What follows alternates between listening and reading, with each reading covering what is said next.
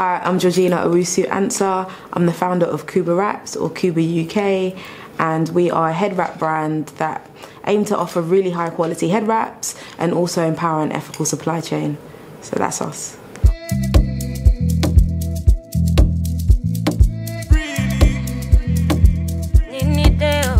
So KUBAUK Raps is an ethical platform, and so we aim to sell really high quality head wraps with a satin center. I just thought, if I'm gonna make head wraps, let's make them really practical. And so head wraps need to have, in my opinion, they need to keep your hair moisturized, they need to keep you looking really good, and also look amazing. But I thought, gosh, if I'm gonna do this, I need to make sure that we do it ethically, because we know that culturally, a lot of people don't get their due. So most African print is not made in Africa, it's made in either Thailand or China or Switzerland or Holland. And so our medium term aim is to make sure we source from West Africa. So we're trying to create a demand for what we do and then source in West Africa. So that's KUBAUK in a nutshell.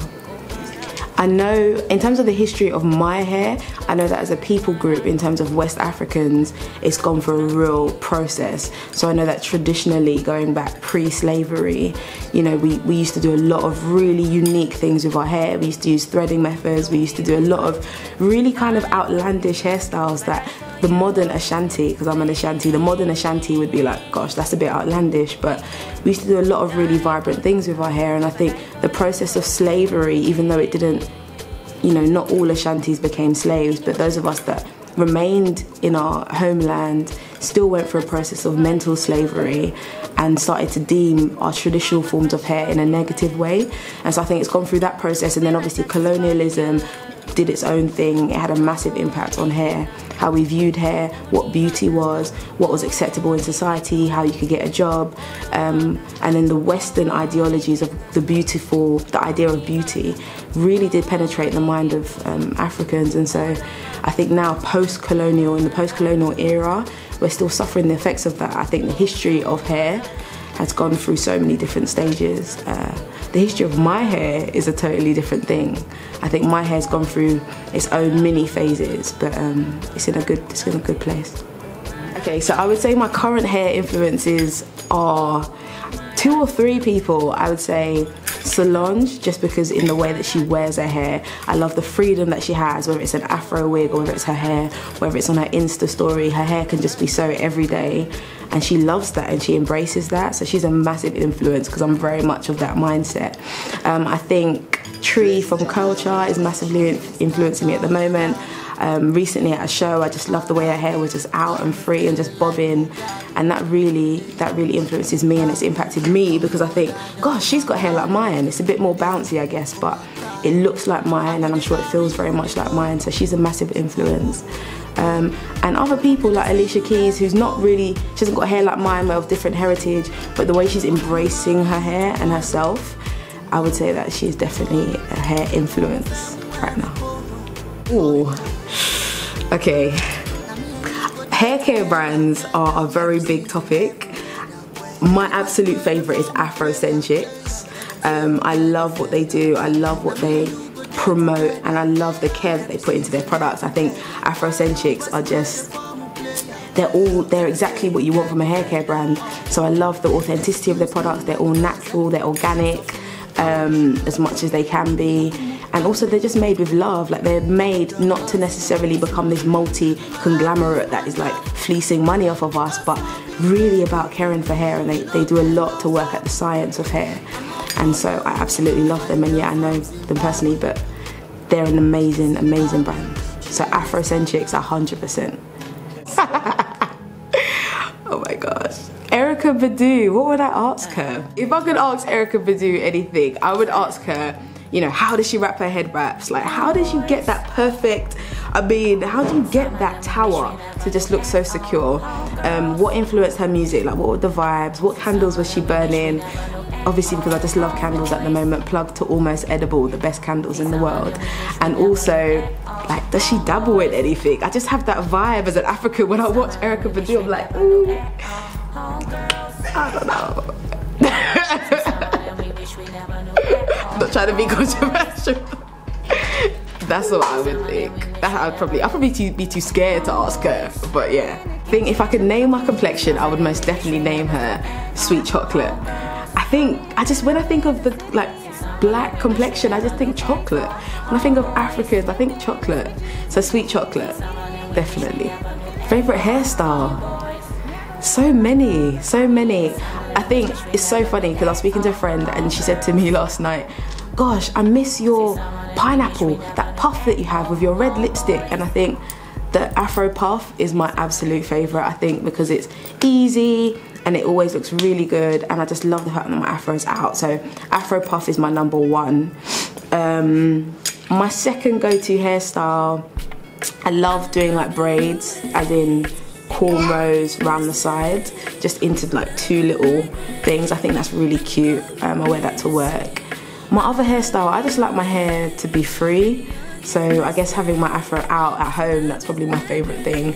And braids, I think braids get a lot of slack. Like people see braids and they think you're not Afrocentric enough. They think that you're not into your hair. I love braids. I think braids are dope because they're a great go-to. You just wake up in the morning, get ready and leave. They look great and they protect your hair if you do them well. So braids. I think me and my mother didn't really have texture conversations. We just had a lot of conversations about how I used to run away from getting my hair washed and how my head was tough and how I was overly sensitive in regards to my hair. I think those are the main conversations that we had regarding hair. To be fair, we didn't really talk about hair, and the only hair conversations we have are ones that I initiate. So in terms of how I viewed my hair, it was very much up to me and my peers. I think that was the main influence. And I think the only time my mum really kind of, stood up for my hair was when I was 12 or 13 and I really wanted to perm my hair like everyone else. And I pleaded with her and she was like, no. And I think it's because I remember her saying that, she loved my hair. She always says that I got her light softness, but my dad's really thick, tough, well, in her opinions, tough hair. So I remember her just being really adamant, like, you're not perming your hair, no way. I had to go and get my cousins who were way older than me.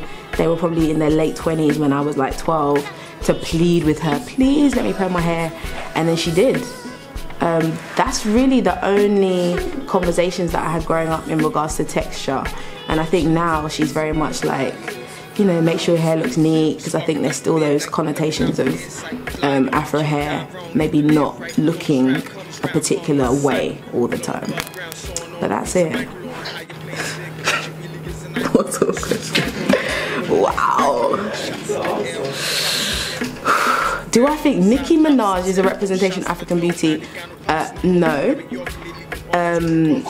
African beauty, I guess she does represent a form of beauty and she's a descendant of Africa. So in that sense, yes. But when I think of African beauty, she doesn't come to my mind, but that's because of the connotations I have. And that's not to knock who she is. But no, I wouldn't say that. When I think of African beauty, gosh, I think of my aunties and my sister and my mum and my friends and, just people that are just fully embracing all that comes with being African, eating jollof rice and, drinking super malt and having Afro hair and wearing wigs like these and wearing cloth, and these are the things that I associate with African beauty. And also just embracing your culture and your heritage. And so because I would say British African, British Ghanaian, it's hard for me to kind of discern what she is, being an African American and in the public sphere, and she's never really spoken about that stuff as far as I know. So no is the short answer. Sorry to Nicki. Oh, okay, so fun facts about Africa. That more than 300 years ago, the Ashantis had their own currency, which was gold dust, and they used to trade in it. I always think that's amazing because we always view currency as like this Western modern thing, and it's not. So that's my fun fact. It's amazing. I would definitely say that I was on a journey in regards to self-love. It's really interesting because I think as a teenager, you're just running through life. You don't really, well, at least when I was a teenager running through life, I wasn't really processing everything. I was just compartmentalizing my life and processing some things.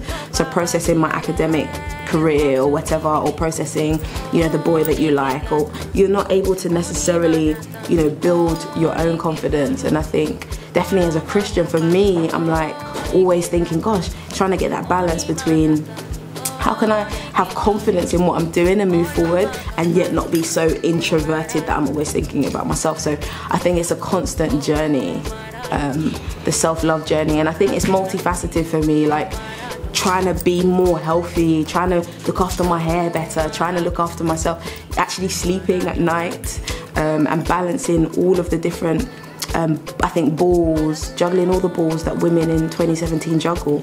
So the journey to self-love is definitely one I'm on, and I'm hoping that I'm progressing in that journey. So yeah. So in terms of keep in touch with us, follow us on all our social media. So Instagram, we kind of update that really frequently, so you see the latest stuff, competitions that we're doing. Facebook, Twitter, all of those are at KUBAWraps, KUBAWRAPS. Our website is the main place to see us, so to see the latest things. We're also getting a blog going really soon, so keep a watch out for that.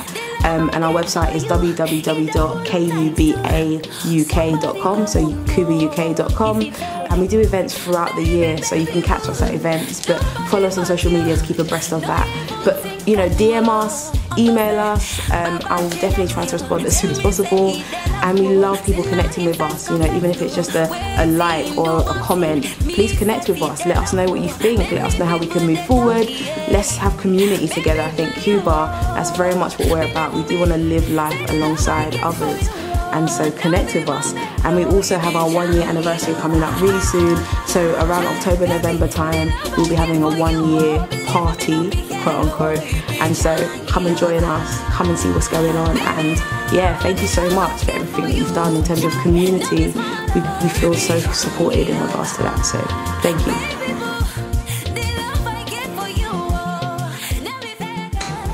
I used to bang out mints back in the day. You know what kills that?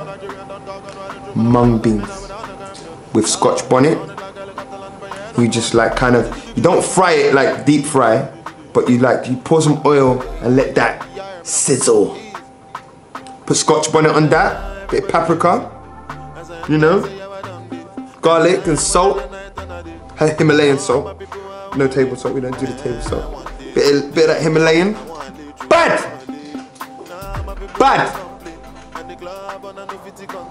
Bad! Jesus! I'm about to go home and eat, bruv.